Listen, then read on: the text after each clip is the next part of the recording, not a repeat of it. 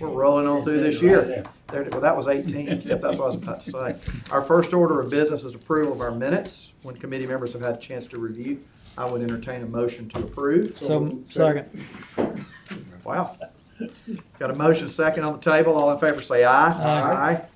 Minutes are approved. Old business, item number 1 is our summer jobs program update. Councilman Wilson. Yes, sir, Mr. Chair. Thank you so much for this opportunity. As we know, our summer jobs program is underway, and we're grateful and thankful for Dr. Karen Thompson-Jackson, who has been managing this program, and they're reimagining the program, bringing out what the mayor's intended response wants it to be. And I want to give her the opportunity to update us on how it's coming and what is it looking like and how is it going forward. Sounds good. Dr. Jackson, welcome.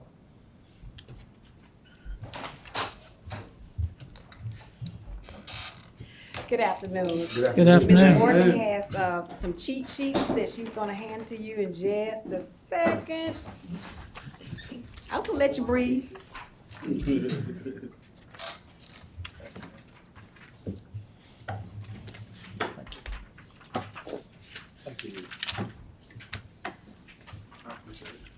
I just asked me that too.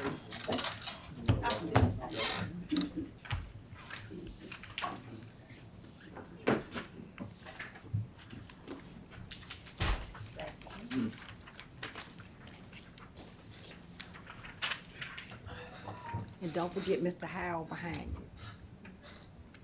Mr. Howell. Thank you.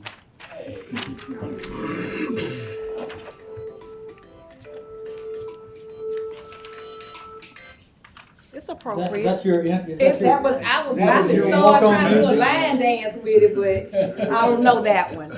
So let's go back and first say thank you again for the opportunity again to have the summer youth program.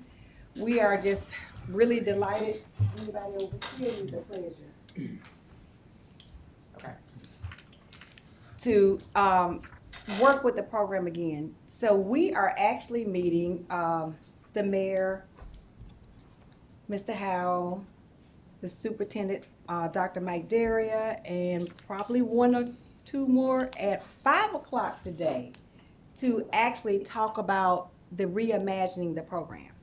So we started the program this year, and we had an overwhelming number of individuals to apply for jobs.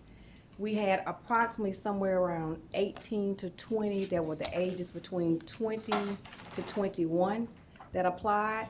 And so at that point, I got a little concerned.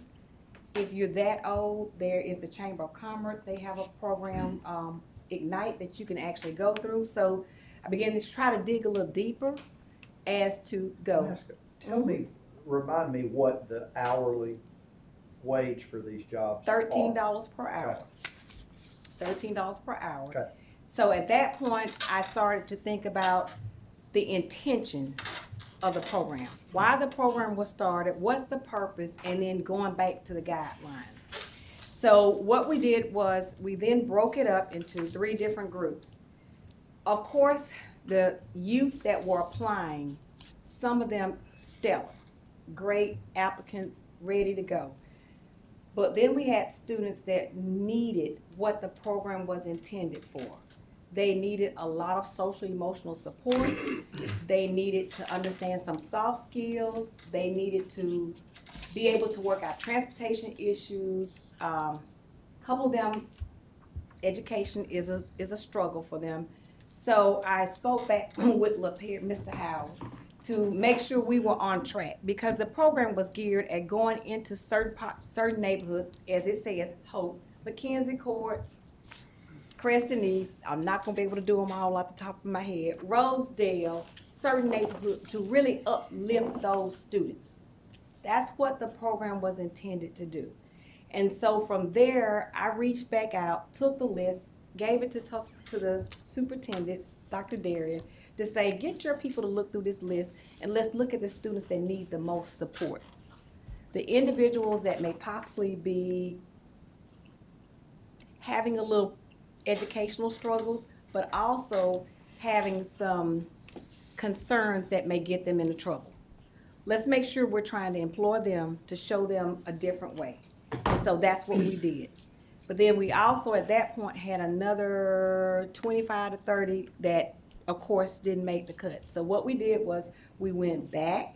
We made sure all of the 20 to 21-year-olds were contacted by our coach, and we actually gave them an incentive to come and run them through the chamber to show them how to utilize that platform. So that worked really well. We went back and then made sure that our students realized how important this program was. From there, we identified at least 10 students that are having some concerns with education. So from there, we'll have that discussion this evening about how we can be creative to help them to get on grade level. Some of them will not quite make grade level because they're so far behind. However, this program is helping them to stay out of trouble. So we have encountered, as usual, one student that we've had to dismiss from the program.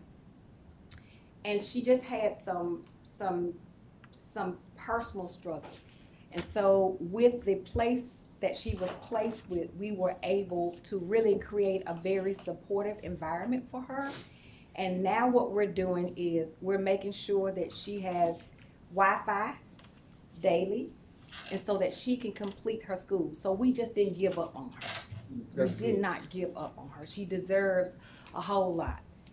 And the struggles that she's going through are very concerning. However, she has a therapist, she's got the school system, she's got all of us that are trying to wrap around her. Mm-hmm. We've had a gentleman that unfortunately has been picked up by some people in this room. He's a mean man. For doing something that. Burning grass.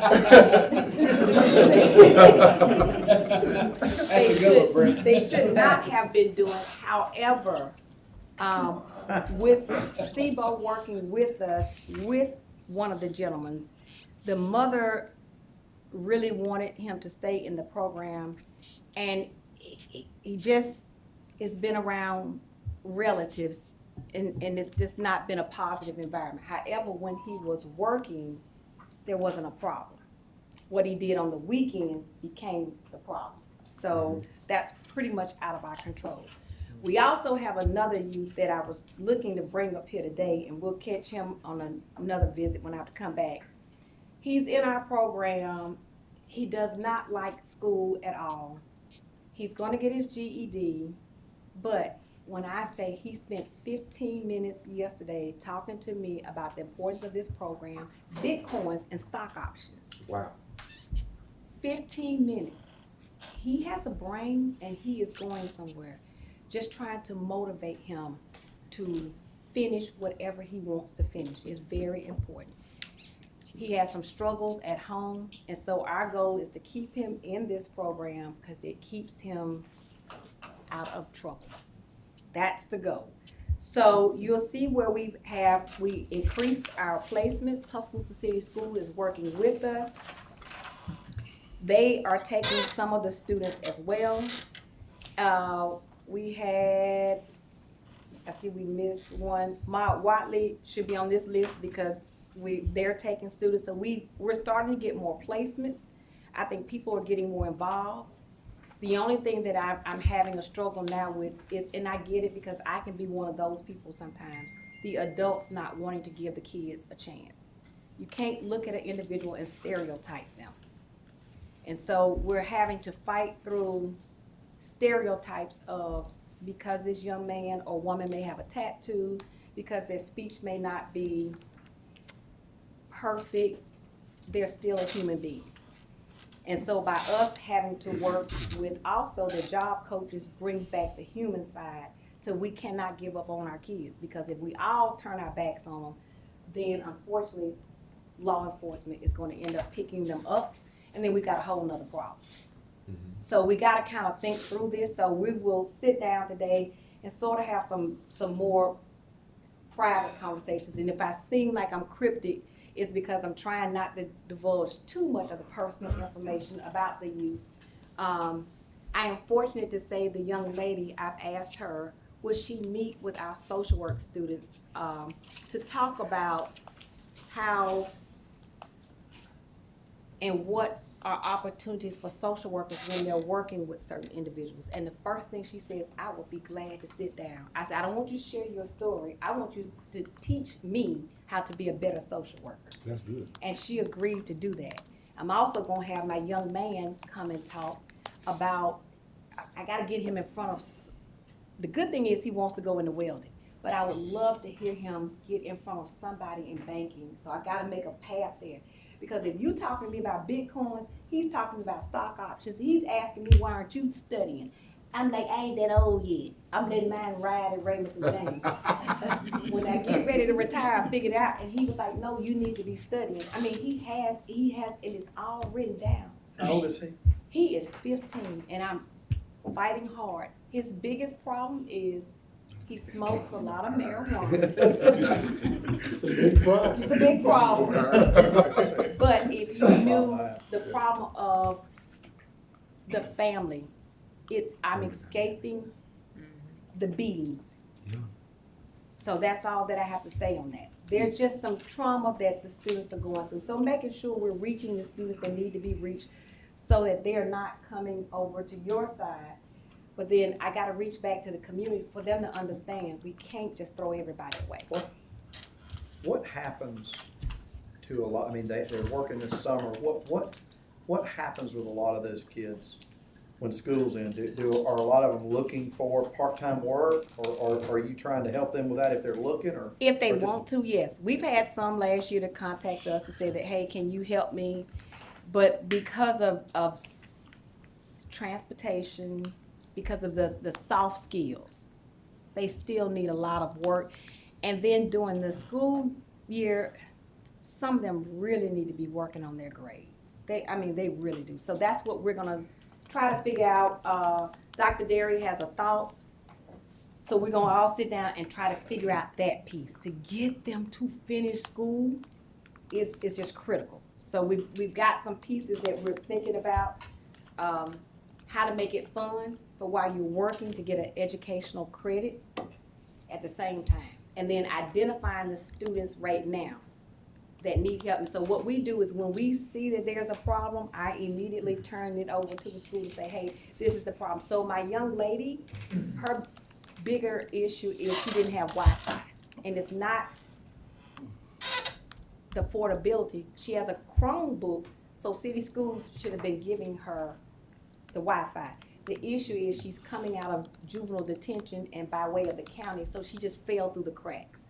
So by us putting the piece together and me sitting up there saying, hey, if I gotta pay for Wi-Fi, I will. She's utilizing our Wi-Fi, but shouldn't there be a piece? So we're working on that. So during the school year, we just follow up with them and check in on them.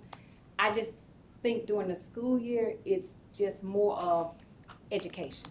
School's number one job. School's the number one job. And the summer is where it's that gap. It's that gap. Questions for Dr. Jackson?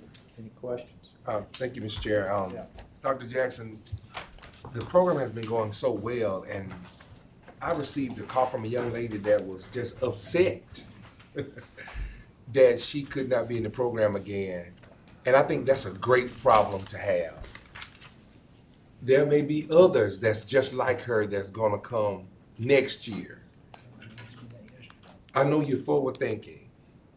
What would you suggest be on our radar as it relates to that? Because this young lady enjoyed the program so well that her mother called me that she wanted to find a placement for her. And then I'm saying to myself after we talked that, hey, there's gonna be some other children who have maximized this moment that may not be able to get in the program next year. So those are the things that we'll sit down and have a conversation on.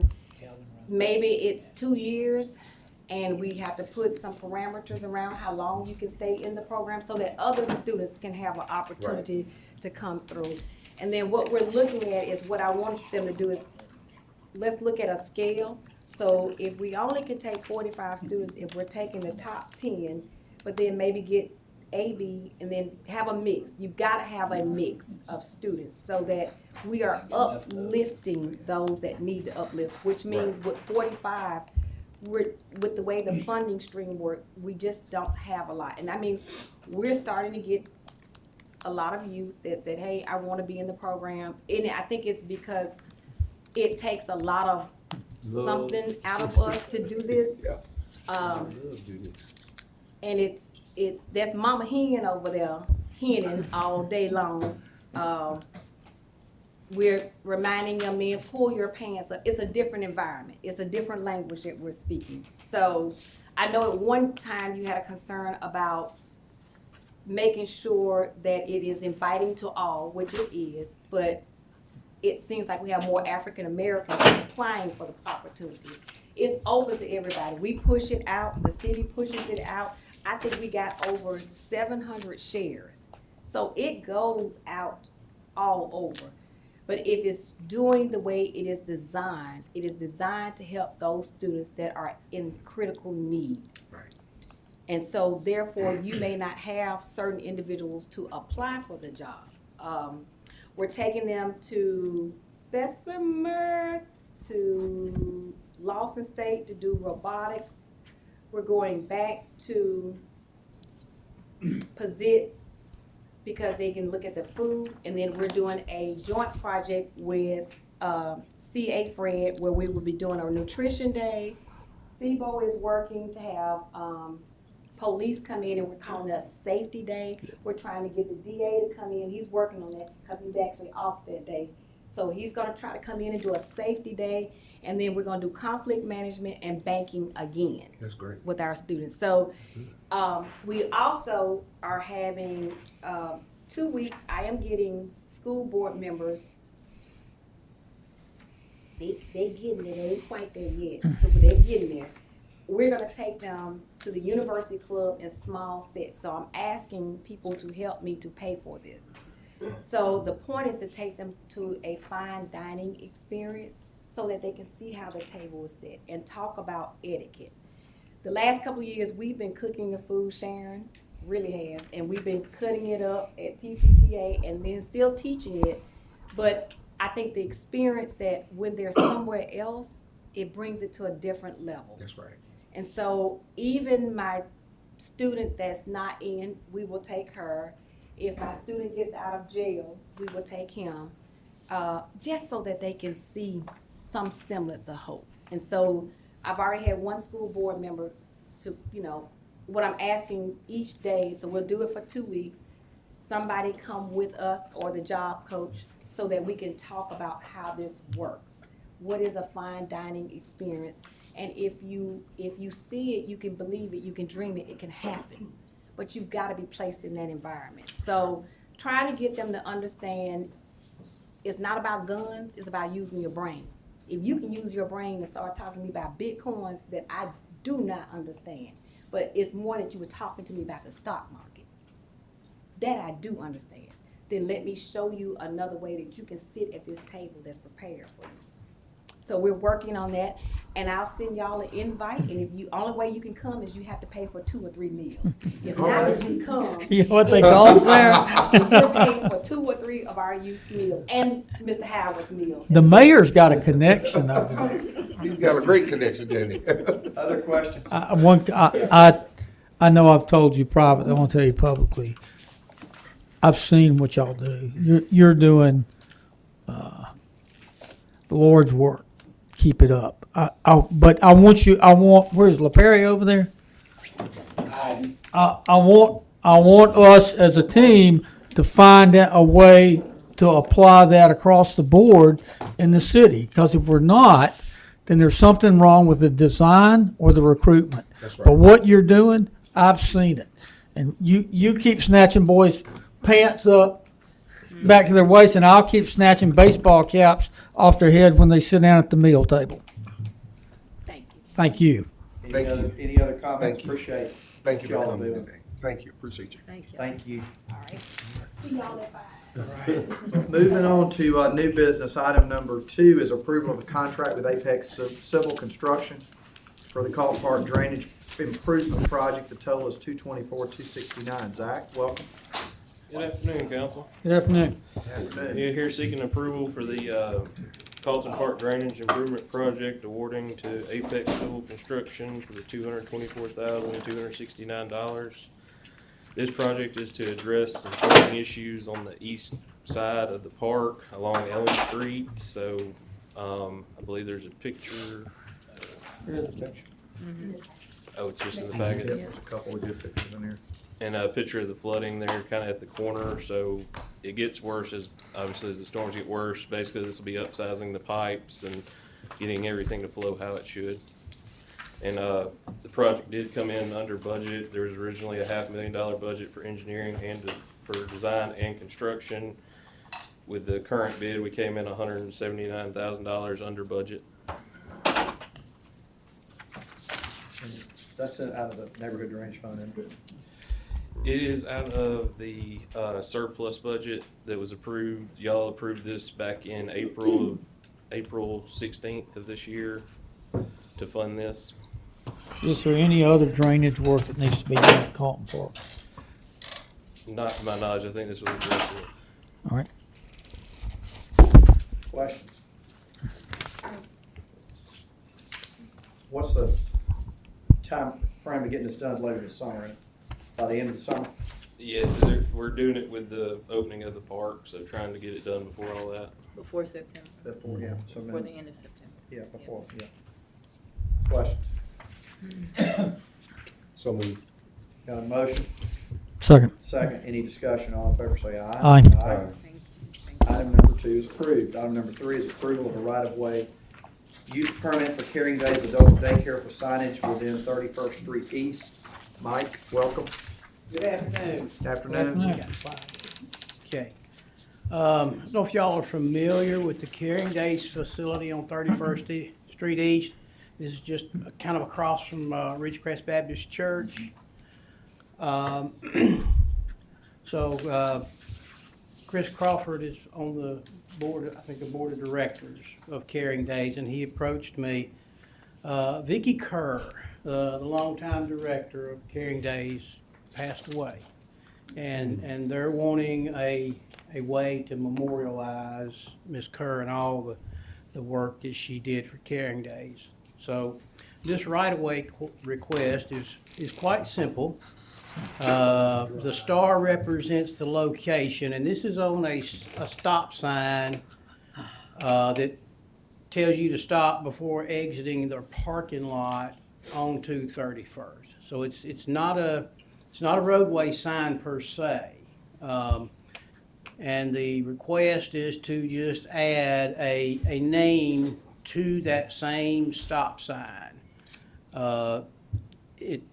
It just names the road that leads into the parking lot. There's no address change associated with this, but this is just a way to honor Ms. Kerr. I think it's great, you know, 'cause they had come to me about that whole street, and I said, that's just not gonna work, because. I told them the same thing. Yeah, but that, just coming into the facility. So what's the difference in this and a street renaming? Because I'm out of the street. It's not a renaming. street. Yeah, this isn't for a Private drive. Yeah.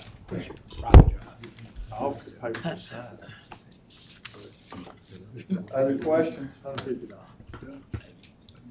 She did a lot of wonderful work She basically for a lot of families, and I know that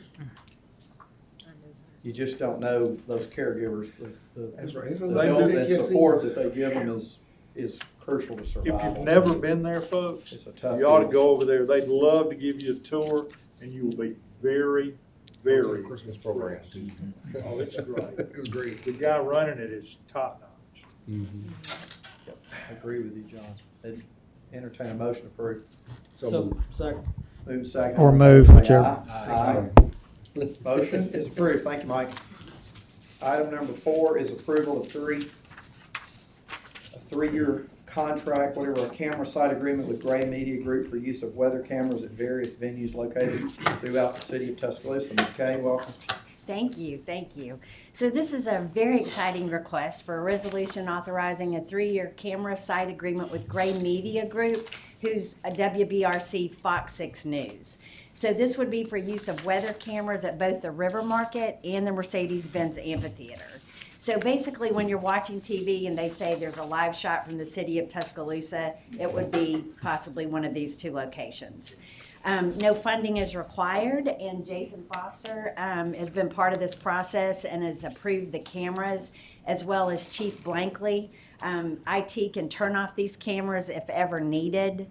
If there was a situation we wanted them turned off, IT could certainly do that. So, and like I said, there's no funding cost. required, and it's just great PR for us. So when they have a beautiful shot. Do you have those? Sorry. This would be the location down in the Tuscaloosa River, the city of Tuscaloosa River Market. They would say that, and then from the amphitheater. And so that's also going to be fun when the Saban Center starts going up. You can see that as well. Mm-hmm. Will these cameras record? No. Other questions? Motion. Second. Second, all in favor, say aye. Aye. Thank you. Item number 4 is approved. Thank you, Kay. Is there any other business to be brought before this committee? Our next committee meeting is next Tuesday, July the 2nd. Hearing no new business, I would entertain a motion to adjourn. So moved. Moved and seconded. All in favor, say aye. Aye. We're adjourned.